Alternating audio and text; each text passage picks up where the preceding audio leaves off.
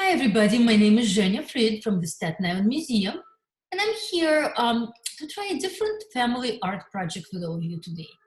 Paper quilling, which is basically coils of paper, thin strips coiled up and shaped and manipulated into different shapes, and then arranged on a piece of paper or card for a very effective 3D paper craft.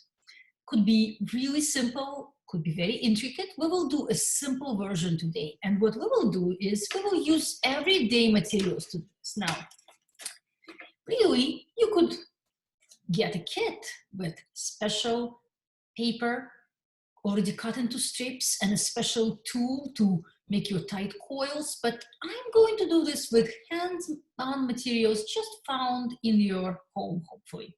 So I'm using old magazines. Honestly, you could use wrapping paper, you could use construction paper, or even plain white paper. I like the magazines because they do have some color to them, but you could use any kind of paper you have at home. Try it out today with your family. If you enjoy it, you could always get a kit later, but now you will know that this is something you really like. So I'm going to use just a regular magazine page, and I'm just going to separate one page. That's all I need for now. I already made some coils earlier today.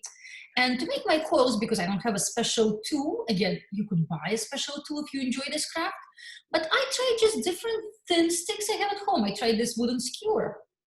I tried knitting needle, and eventually I settled on this brush with a thin tip here. Seems to work really well for me. So to make my paper strips from a magazine page, what I did was, if you really want it to be perfect and precise, you can use a ruler like I will do right now. All right, so you could actually measure out, let's say, from the edge, 1/2 inch, and you could make your measurements on paper. Make 1/2 inch here, 1/2 inch here. I will connect them to make a line. Now I know that this is going to be a very straight and even piece of paper. So here I drew my line, and I'm going to use a knife, like this. There it is in my toolbox here. I'm going to use a knife to make a straight cut. Now you might be watching this and saying, oh no, I don't have a knife, I don't cut with a knife, this is really not me. Well, guess what? You could also just simply use scissors, and you can measure like I did and draw a line, or you could just kind of go freehand and cut strips of paper. Like I said, we're just trying this out. This will still work. This will still work, okay? In fact, this is what I did when I was making my coils, and I sort of like the uneven results that I was getting. So it's up to you if you want it to be very precise or not. And what I'm doing, this takes a little bit of patience, but once you get a hang of it, you just kind of roll a tight coil around your tool. Here for me, this was my brush again, right? And I'm just here, as soon as I get it started, it's gonna go. All right, and I'm just kind of always correcting it, making sure it's nice and tight, and twirling it around my metal tip of the brush here, okay? Now, your family can literally sit there and watch a movie while doing that, because what you want for your project is to end up with a bunch of coils before you could start assembling your design. So you could sit around the table and chat and do this together. You could do this while watching a movie, so you could see how I'm twisting the brush and tightly winding the paper around it here. Okay. What I'm going to do is, when I take it off and I have my so you could see this, my coil is really tight, okay? So what I want to actually do is I want to open it up a little. So I'm going to kind of gently let go a little bit and a little bit more. You could see how my coil opens up a little, okay? And I can open it up just a little more. And then I'm going to use a glue stick, or you could use a dot of liquid glue, just a little bit, so I can hold. And this is thin paper, so it's very nicely, just with a little bit of glue, now I can hold it together in this shape. And you could see the shape is round. So you could start with that and make tons of those round shapes. That's what I did. I have them here. They're all different colors because I use magazine pages, so different color pages.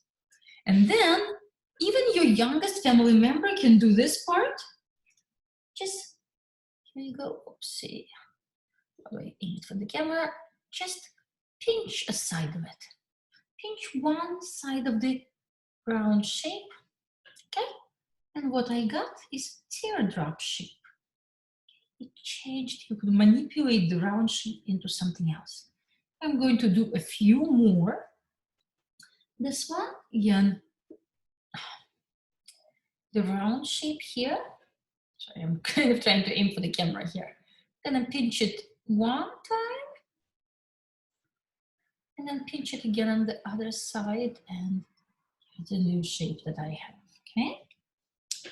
Or I could, here is another one, that's one I like. Okay, here I can do the same thing again. Here's a round shape, and I'm gonna pinch it on two sides, like I did just now. And I'm going to turn it 90 degrees and do the same thing again. I'm gonna get sort of like a diamond shape out of that. And there are many different ways to manipulate this, but these are just a few basic ones. So this is something even your young kids can do, just very carefully with their fingers, just pinch, okay? Now, the next step after this will be to start assembling your design. So what I did was, for my backing, I found an old manila folder that I cut down into a rectangle shape. You could take a piece of cardstock, or you could even cut up an old box from cereal and use the the blank side of the cardboard, but you want something sturdy for your backing. And what you can do is, you could sketch a design like I did here with pencil and just start filling it in with your shapes. Or here, I really enjoyed doing this. This was very relaxing. You could build a mandala and just kind of start building from the center and do a circular design that expands from the center, as you could see. And I was inspired by some of the mandalas we had on exhibit at the museum a few years ago. They were really striking. So how I glue this, let me show this to you. There's a little bit of trick to this. Okay, the way I would do that is, here we go, okay. I mean, you could glue it any way you want, but if you want it to be kind of neat and the glue not to splatter around everywhere, this is the trick that I can show you. So any surface, I use my painter's palette that I'm going to wash afterwards, but you could also just use a piece of, you could use a paper plate or a piece of cardboard, and I'm squeezing out a lot of glue here, as you could see.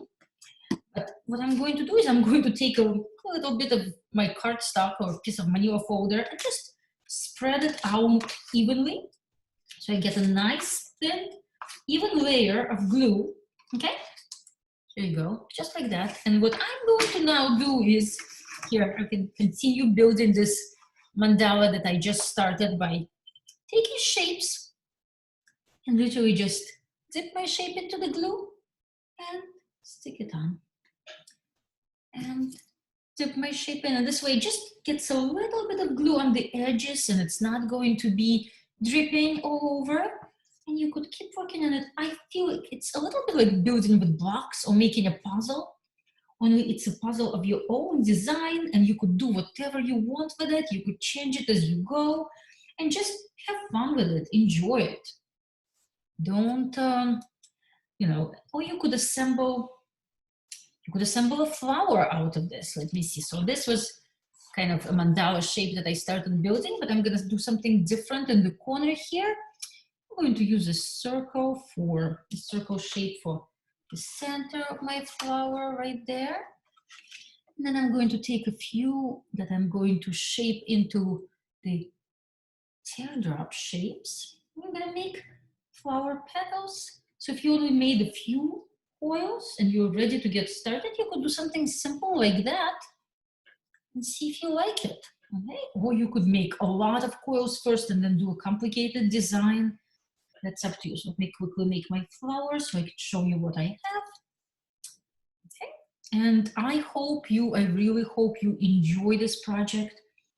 I really hope this is something that your whole family could get involved making.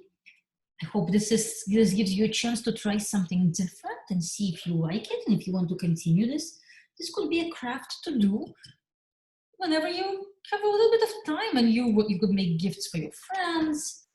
You know, this is it's a nice thing to display also because it is 3D. I'm just gonna finish my flower and just show you what I have, and then how about you, as you make yours, send us the pictures, show us how it went, tell us if you enjoyed it. We love to hear from you. Okay, everybody. Okay, so here we go. I just made a quick little flower, and I'm going to keep working here, maybe continue this mandala here, or continue filling in this shape that I started, that I drew with pencil. I still have a lot of coils left, and I will wait to see what your projects turn out like. So let's see. Here we go. So goodbye, everyone. It was nice making art together. Bye now.